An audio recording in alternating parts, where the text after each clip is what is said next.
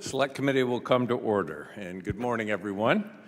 A busy day today on the Hill. I know members are having a lot of hearings, and people are going to be coming and going, but I want to welcome everyone, and it's a very important topic. China's smuggling of advanced AI chips is a pervasive threat facing law enforcement, and in several cases over the past year, the Trump administration disrupted multiple smuggling rings that sought to arm China with advanced American AI chips. Just last month, the Department of Justice announced a $2.5 billion chip smuggling case, which would be the largest export control violation in U.S. history. The alleged smugglers went to great lengths to cover their tracks.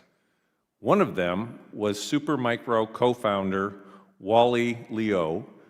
He and his alleged conspirator used a hairdryer to remove Supermicro serial number labels and then put those labels on fake server boxes. They even created fake AI servers to fool U.S. enforcement officers into thinking the chips were in Southeast Asia when they'd already been smuggled to China. Why is China so desperate to acquire U.S. designated chips? The reason is obvious. AI is truly transformative technology, and it's already changing how we fight wars, run our government, and operate companies. It's essential for the United States to maintain a decisive lead in the AI race. We cannot afford a future where Beijing dominates this technology. In a new report released this morning, the Select Committee documents how China currently depends on the United States and our allies across parts of the AI technology stack. China's AI ecosystem depends on the Western semiconductor manufacturing equipment required to make most advanced AI chips. They rely on Western AI chips to develop their own most advanced AI models. They rely on Western AI models to develop their own models and AI services. To try to keep up in the AI race, Chinese companies are buying what they legally can under existing export control regimes and stealing what they cannot. This pattern of legal purchases and theft is happening at every layer of the AI technology stack. Let's start with the bottom of the stack. Beijing has funneled billions of dollars into their domestic chip makers so they can control their supply chain.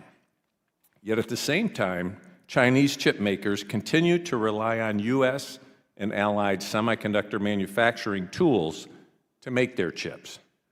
As of now, Chinese chip makers remain unable to produce 5-nanometer chips at scale, putting them at least 7 years behind the leading edge. That's why Chinese chip makers are the world's biggest customers for chip-making tools, buying $38 billion in foreign tools in 2024 alone. The country buying the most tools today is China, and that means that one day we might depend on China for our own chips. We cannot allow that to happen. Let's move on to the next layer of the AI tech stack, the chips themselves. Despite billions in government subsidies, China's best chips are far inferior to our cutting-edge semiconductors, nor are they keeping up in quantity. Huawei proudly announced recently that it will produce 750,000 of its 950PR chips, but that figure amounts to less than 1 week of quality-adjusted U.S. AI chip production. Given the sheer quality and quantity gap, Chinese AI companies continue to rely on American chips. As the founder of Chinese AI champion DeepSeek has said, our problem has never been funding. It's the embargo on high-end chips. So it should come as no surprise that Chinese AI firms are doing everything they can to legally and illegally acquire U.S. chips. To work around export controls, Chinese companies are building billion-dollar AI supercomputers in countries like Malaysia, and then accessing that compute power remotely through the cloud. They've also resorted to outright chip smuggling. Estimates of China's illegally obtained chips range anywhere from tens of thousands of chips to several hundred thousand chips. Finally, the last layer of the AI tech stack are the models themselves. American AI labs like OpenAI continue to produce the best proprietary models in the world, using tens of billions of dollars worth of AI chips. That's why Chinese labs are resorting to unauthorized distillation attacks to extract information from our best AI models. Since they don't have enough AI chips to develop the models on their own, they prefer to simply steal them from their American competitors. Anthropic, OpenAI, and Google have all verified that this is happening. The pattern is clear. China is dependent on our tech stack to continue their AI development. China is willing to buy what they can and steal what they cannot to advance their AI ambitions. The task for Congress is to pass legislation that will stop China's multi-pronged effort to legally and illegally acquire America's tech stack to use it against us. I look forward to hearing from our witnesses today, but I now want to recognize Representative Andre Carson for his opening statement. Thank you, Chairman. You're appreciated very dearly. Thank you. And thank you to the witnesses for appearing before the committee today. Last year, the Select Committee held a very important hearing on why American AI must lead. It was very clear from that hearing that the stakes of the AI competition with China could not be higher. If Chinese AI models win, we face a future filled with censorship and surveillance, not to mention in the key industries of the future, including sectors like manufacturing and biotechnology that drive Indiana's economy. We will fall behind. But if American AI models keep its lead, the American people will get to decide on the rules of the road. We can enact protections for workers against displacement, ensure communities do not face hikes to their utility bills, and ensure civil rights and human rights are designed into the algorithms. China understands these stakes very well. That's why the CCP will stop at no lengths to win this competition. Just last week, OpenAI, Anthropic, and Google all came together to form the Frontier Model Forum, a joint effort to stop China's campaign to reverse engineer their AI models. And just last month, the Department of Justice indicted individuals for trying to smuggle restricted chips to China. We should all be deeply concerned by how far Chinese companies are willing to go to gain an edge, even if it means breaking the law. But we should also remember why China wants to get our technologies in the first place. It's because American technologies, built by talented engineers from around the world, often with the support of federal funding, are simply better. Unfortunately, the Trump administration's immigration policies, budgetary cuts, and attacks on leading AI labs are putting us on a path where we can't take advantage of anything, nor can we take anything for granted. Nearly 2/3 of the top AI companies in America were founded or co-founded by immigrants. That's what's great about our country. 38% of the top AI researchers in America are originally from China.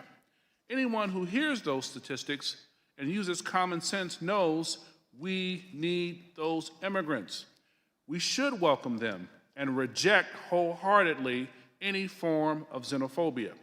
But instead, unfortunately, this administration is banning immigration from dozens of countries, putting a $100,000 fee on the H-1B visas that AI researchers frequently use, and scaring away students with ICE raids. The scorecard on federal research funding, the foundation on which so much American innovation depends, is a similar story. We are slashing federal grants to universities, including colleges like IU-Indy, Purdue, as China increases overall scientific research spending by nearly 10% annually. Meanwhile, the Defense Department is trying to put one of our leading AI labs out of business because of a contract dispute. Killing Claude doesn't help us beat China. That sounds to me like benching one of our top scorers in a championship game. If we keep down this path, I fear that 10 years from now, we may not have as many technologies that China wants to take. That means we need a two-pronged approach. Firstly, I agree wholeheartedly we need to enforce our laws and protect our advantages. Chinese companies like DeepSeek cannot and should not get away with stealing our most innovative tech. The Commerce Department should go after those who break laws and break the rules with everything we've got. And it shouldn't just be us holding China accountable. We need a global coalition. We should work with our friends in the Netherlands and Japan to protect sensitive IP in areas like lithography. Now, we're all in this competition together. But secondly, we need to make sure our technology remains the best. We need to attract top talent, train the next generation of workers, and keep America's innovation engines running. The easiest way for China to win is if we shoot ourselves in the foot. The future of AI must be built on American values and not the CCP's dystopian vision of censorship or surveillance. I believe we can keep our edge and win the future if we get to work. Thank you. I yield back, Chairman. Thank you very much, Representative Carson. And if any other member wishes to submit a statement for the record, without objection, those statements will be added to the record. Now I'd like to get to our witnesses, and we're very fortunate to have you with us today.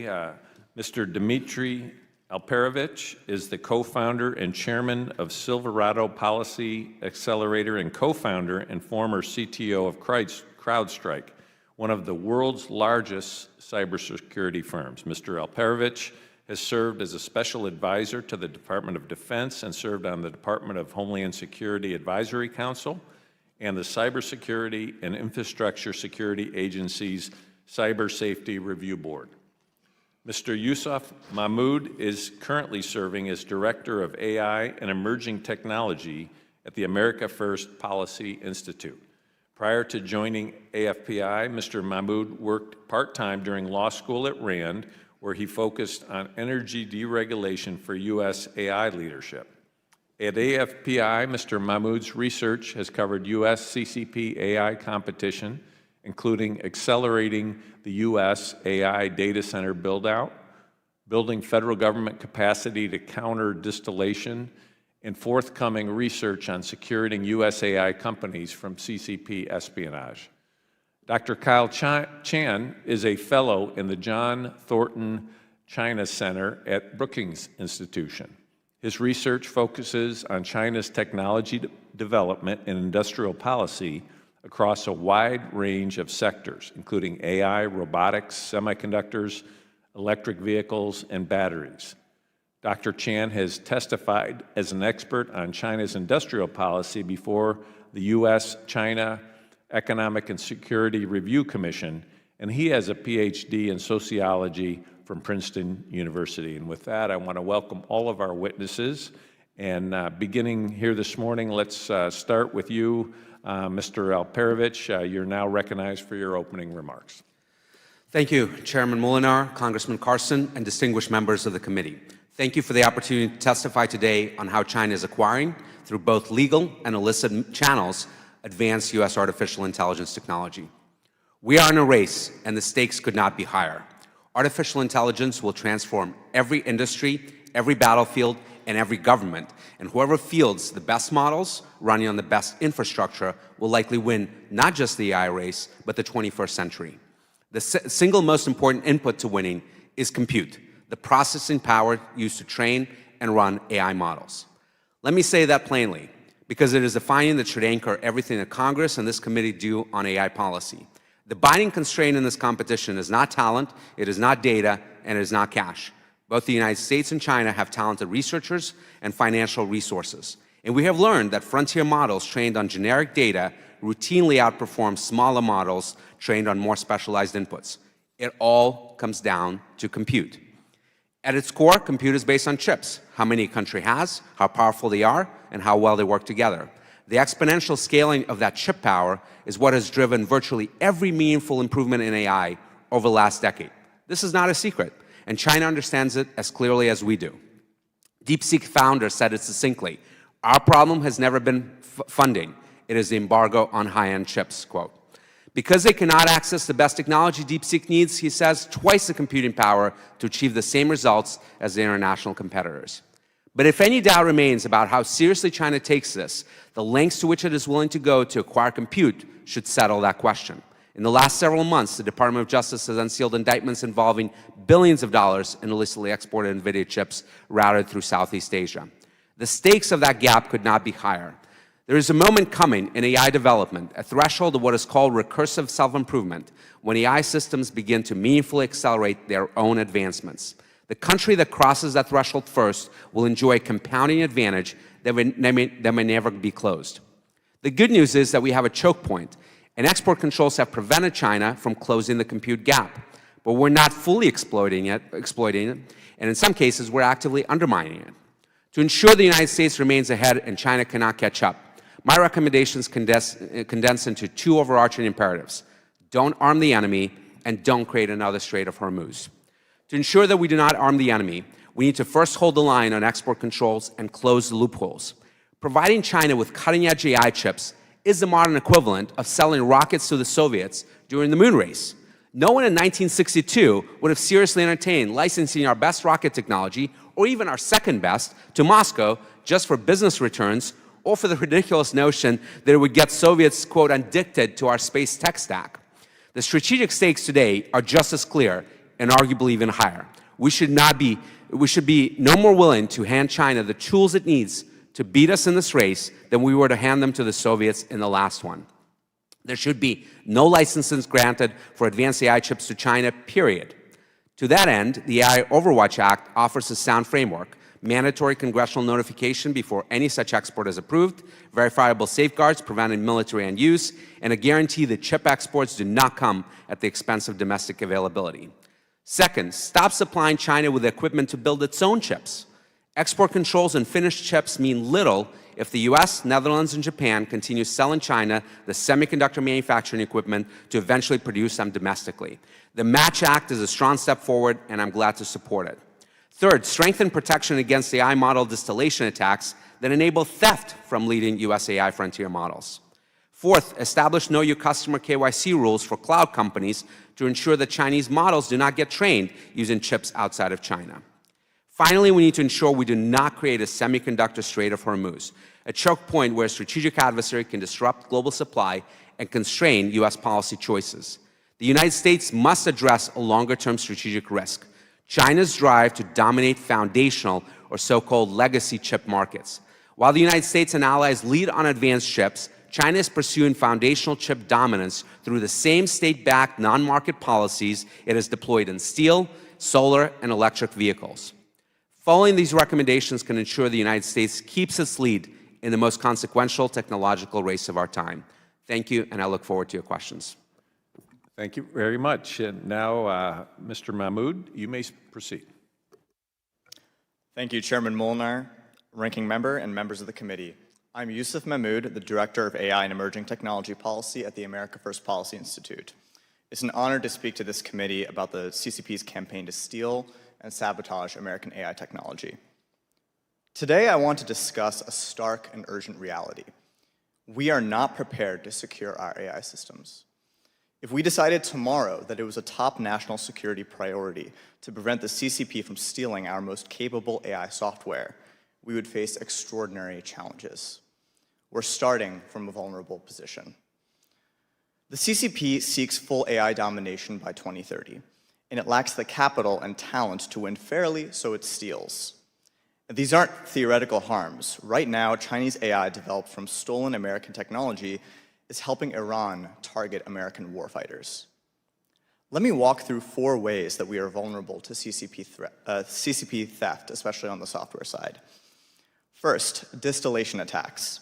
Chinese companies run industrial-scale attacks against American AI platforms using stolen outputs to train their own systems. Every major American AI lab has been hit, and distillation of American IP helps to fuel China's AI ecosystem. Although there are legitimate uses of distillation by our adversaries to steal American AI outputs is a threat to American AI dominance. Second, trade secret theft. The CCP actively supports a campaign to steal American AI trade secrets. In the Lin Wei Ding case, a Google engineer stole over 2,000 pages of AI trade secrets for Chinese intelligence. Around 38% of top AI researchers at American labs receive their undergraduate education in China, and the vast majority are likely Chinese nationals. I think this should make us clear-eyed about continued vulnerability. Third, model weight security. Model weights can be thought of as the brains of AI systems. If you steal them and have the compute to run them, you can weaponize and replicate the system at low cost as you wish. Insiders at labs believe we are not prepared to resist nation-state level efforts to steal model weights. Fourth, and a threat I believe is underrated, is the poisoning of American AI models. Frontier AI models train on trillions of data points scraped from the open internet. If an attacker manipulates even a tiny fraction of that data, they can insert hidden backdoors, triggers that cause the model to malfunction under specific conditions while appearing perfectly safe otherwise. Last year, an independent researcher proved this was possible. Working alone with essentially no budget, he planted manipulated text on public websites, DeepSeek scraped it, and the result was a hidden backdoor baked into China's best AI model. The CCP can do the same to us. And a poisoned model might pass every evaluation and then be activated by an adversary at the worst possible moment, for example, during a conflict when American lives are on the line. Deploying that system in a secure setting like a DOW compute cluster may not help if the model was compromised before it ever arrived. To address these threats, I have 5 recommendations for Congress. First, to combat distillation, direct the Center for AI Standards and Innovation, in coordination with the NSA, other IC partners, and industry, to develop voluntary guidance on counter-distillation best practices. Second, authorize and fund the Center for AI Standards and Innovation in the Department of Commerce at $50 to $100 million annually, and authorize the Bureau of Emerging Threats in the State Department. These offices are critical for the situational awareness needed to monitor and counter the CCP. Third, direct the Department of War to publish Frontier AI Lab security standards and extend them to all Frontier labs, not just Pentagon contractors. Fourth, direct the NSA to run red team exercises against the full AI development pipeline to find security vulnerabilities and work with industry to address them. And fifth, pass whistleblower protections so AI researchers can inform policymakers of security vulnerabilities without fear of retaliation. The US is in an AI race where the other side is cheating. Today's AI is the least capable it will ever be, and as AI becomes more powerful, the need to secure it will become ever more urgent. I urge this committee to act with the speed this moment demands. Thank you, and I look forward to your questions. Thank you very much. And now let's turn to Dr. Chan. Chairman, Congressmen, members of the committee, thank you for inviting me to speak. I'd like to frame my opening remarks around one big question. What does it mean for America to win in AI? We can all agree that AI is likely to be the most consequential technology of our lifetimes, and that the United States must win the AI race with China. But what does that actually mean? Let me offer 3 versions of what it means to win in AI and describe how the US stacks up against China. 1, does winning mean developing the world's most powerful AI models? If yes, then the US has the decisive lead. American AI models are widely recognized as the best in the world on virtually every metric you can think of, from math and reasoning to coding and AI agents. American private companies continue to set the pace at the technological frontier, supported by deep capital markets, a dynamic innovation ecosystem, and the best talent from around the world. China's AI models are improving quickly, but continue to lag behind. Chinese AI companies face real constraints on compute due to our export controls and their own limited capital resources. So instead, they're prioritizing other goals. They're focused on efficiency, building models that are cheaper to train and run.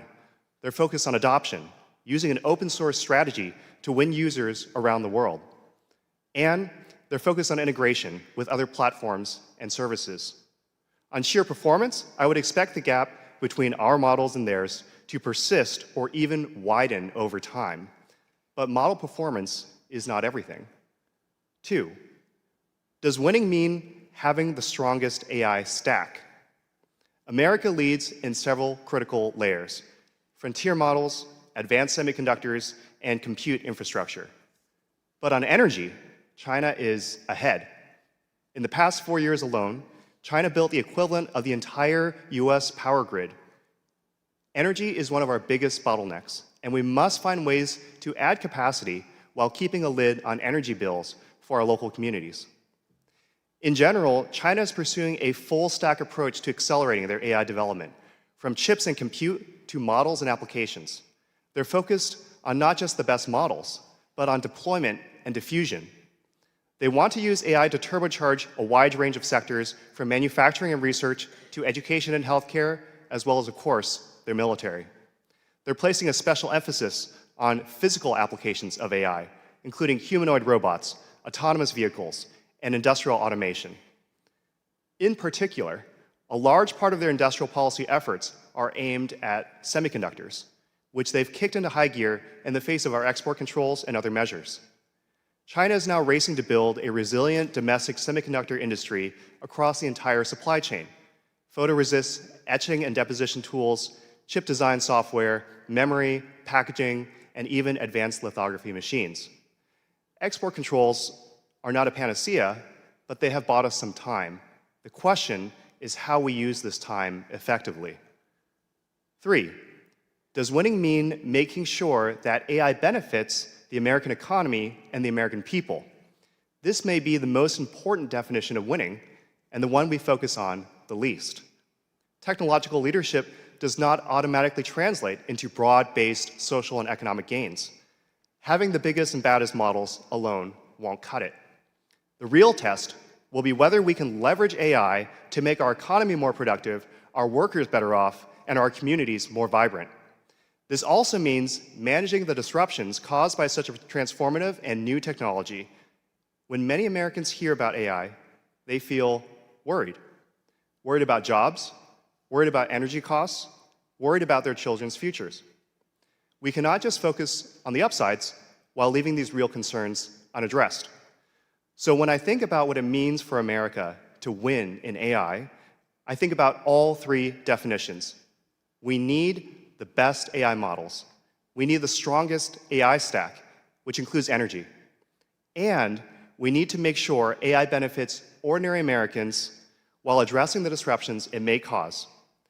This is where Congress plays a crucial role and where American democracy has the greatest edge over China. Thank you. Thank you very much, all three of you. And now we'll move to questions, and I'd like to start with a few. Mr. Alperovich, some people are saying that we can keep China addicted to our tech stack by selling them our top AI capabilities. Is that even an achievable goal? Can we actually foster China's reliance on the American AI stack by selling them more capable chips? Thank you, Mr. Chairman. This is a great question. And first of all, it's important to understand what the American AI tech stack is. It is not chips. It's like saying the car is tires. The American AI stack is chips running in American cloud providers and operating American models. That's the American AI stack. Selling China chips that they run in their own data centers that are used to train and run Chinese AI models is not helping us one bit.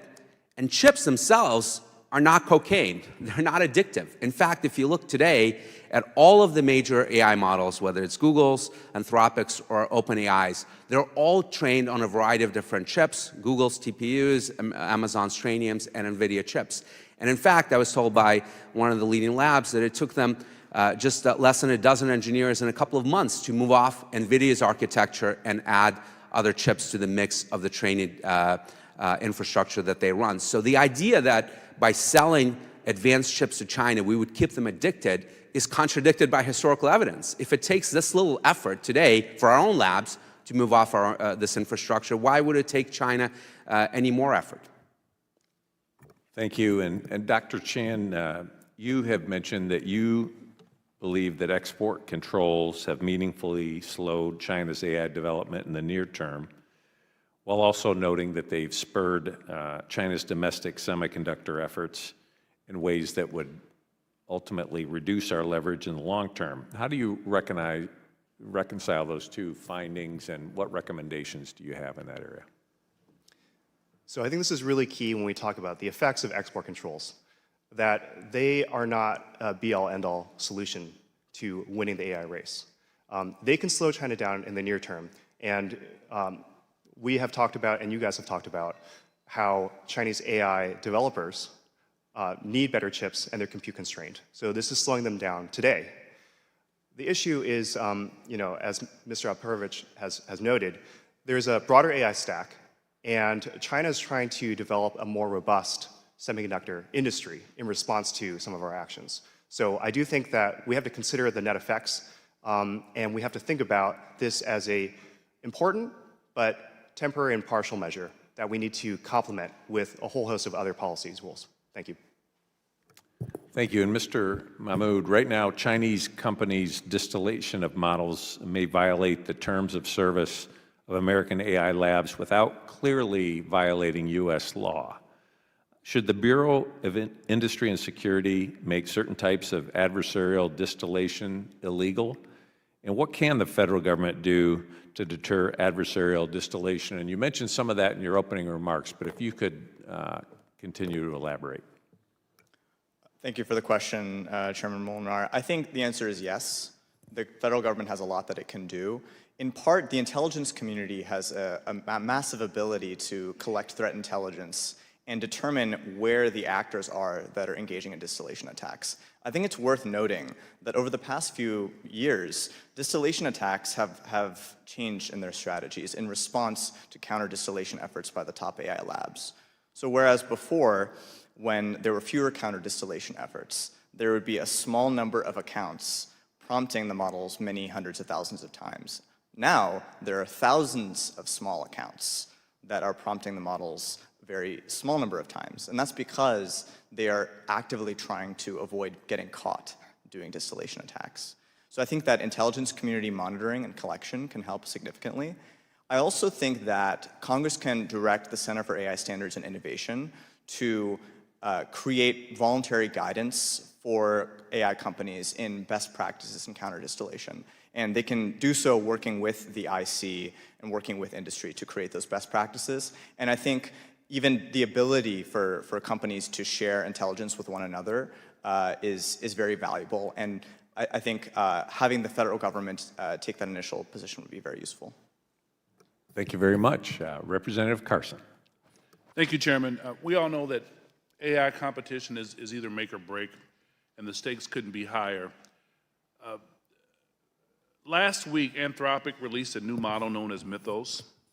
It's so powerful that the company isn't even releasing it to the public. That's because hackers would use it to find bugs in the system that essentially supports our financial system and a critical infrastructure. If China manages to create a model as powerful as Mythos, do you all think they'll take the same precautions as Anthropic? Or might they just release it, allowing hackers or even China itself to use it against our infrastructure? What are your thoughts? Well, Congressman, this is not even a hypothetical because we know that China has built a vulnerability disclosure database where they mandate for researchers within China to disclose vulnerabilities first to the government before they release them publicly. And we also know that they have used that database to attack American and other Western targets. So if they had capabilities like Mythos to automatically discover bugs, absolutely they would use it to compromise our government networks, our commercial sector on an unprecedented scale. And this Mythos situation actually highlights the CHIPS point even more so because the estimates out there from AI researcher Ryan Fedosuk are that Mythos is running on at least 100,000, maybe 200,000 NVIDIA chips just to work with companies to identify the bugs in their systems today under Project Glasswing. Well, according to Secretary Lutnick, the entire production line for China estimated this year is 200,000 chips. So if China had this model, they would literally use the entire year's worth of production just to run this type of project, aside from being able to run any other models or even train new ones. So this is why compute is so essential, not just to help stop China from creating these models, but also to prevent them from running them effectively. Thank you. Mr. Mahmoud. Thank you for the question, Representative. I think it's also worth asking how they would come to acquire that capability to begin with. And one key way they could acquire that capability is by stealing it directly from American AI companies. Now, as I mentioned in my oral testimony, today's AI systems are the least capable they will ever be. And as impressive as the most recent models are, I think if one extrapolates the trends, one can imagine even more impressive cyber offensive capabilities, much more impressive than we have today. If such impressive cyber capabilities were to be unlocked, or I suppose the more powerful they are, the stronger the incentive is for the CCP to steal the model weights directly. All of the top labs believe that they are not robust against CCP theft of the model weights themselves. If you're able to steal the model weights, you can fine-tune away any safeguards that exist in those model weights trivially. It's very, very easy to do so. And you could immediately weaponize it against the American people. Yes, sir. Lastly, Chairman, the second is energy, data centers, which are being placed in communities, many of whom don't want them for different reasons. One, raising electricity prices for ordinary folks. Your thoughts on data centers, and I think that they should pay their way and have inline systems like water systems that will not pass cost on to users. Do you all agree that data centers should cover their own energy needs and not place an undue burden on citizens and rate users? I think that if we want American AI to be competitive in the long run, to be sustainable in the long run, and to build out this kind of compute infrastructure, we need to address these local community issues. They're very real. They're very concerned. This will become a bigger and bigger issue over time. So I completely agree. We need a robust framework to make sure that local communities don't end up bearing the costs for an American capability. Thank you. I would just like to second my fellow witness. I agree completely, and I think that Congress has a role to play in codifying the Ratepayer Protection Pledge. I'll echo those comments. Thank you. Representative Bilirakis. And members both have been called, so Yeah. want to make sure we get a question in if we'd like one. Thank you, Mr. Chairman. Earlier this week, I chaired the Commerce, Manufacturing, and Trade Subcommittee hearing on energy and commerce on the state of semiconductors ecosystem. The scale of the vulnerabilities of the global semiconductor supply chain was staggering. What particularly struck me was a report by the Semiconductors Industry Association that estimated that the impact of a disruption to semiconductor supply chains coming from Taiwan could decrease U.S. economic output by 11%, double the 2008 recession. Mr. Alperovich, what do you view are the most important steps the United States needs to take individually and with allied countries to isolate China's potential impact to the semiconductor supply chain? I know you mentioned it. Maybe you can elaborate briefly. Absolutely, Congressman. This is a really important issue. We need to focus on the resiliency of the semiconductor supply chain. The efforts by this administration and the CHIPS Act that this Congress has passed, really vital to this effort. If TSMC follows through on their commitment to build 6 fabs in Arizona, 6 advanced fabs, that will go a long way to achieving independence of production for U.S. needs, at least in advanced chips. But we also have to focus on foundational chips, because in every single AI system, in every single device, if you look at this iPhone, there's only 3 advanced chips in there. There's 150 foundational chips that drive this phone. China is trying to dominate that industry. We need to make sure that allied countries, and the United States in particular, invest in fabs across the spectrum of both advanced, foundational, logic, memory. This is really, really vital, and we need to work with allies like Korea, Japan, and others to help build additional capacity there as well.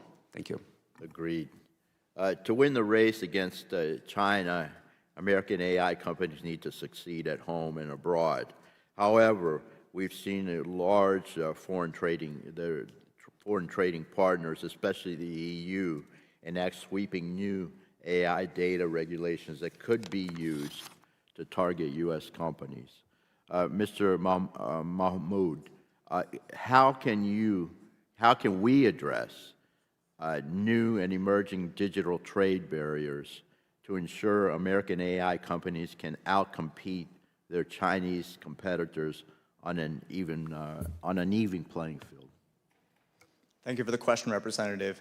I think we should have a willingness to use the full toolkit of our own trade practices to deter efforts that may undermine the competitiveness of our own companies. The details of what that looks like would have to be determined by the executive branch, but I think that we should broadcast a willingness to, for example, potentially apply tariffs. And I think the example goes beyond the EU. There are also ways that other countries, in particular China, might do the same. Very good. Thank you. I yield back, Mr. Chairman. Appreciate it. We're in the midst of figuring out if we're going to come back after there's a multiple vote series that they have, and trying to figure that out. But why don't we take a recess right now? And is Representative Takuda coming back? No. Okay. And I don't, because of the multiple vote series, I don't know that we're going to be able to come back. And I just want to thank you. What a great hearing this has been, and for the information you've shared with us. And there's multiple appropriations hearings and different things happening where members have 3 and 4 hearings at the same time. So my apologies for the abrupt, but I just want to know, we are, anyone who wants to add a document is going to be allowed to add it to the record. And with that, I just want to thank you again. And with that, we are adjourned.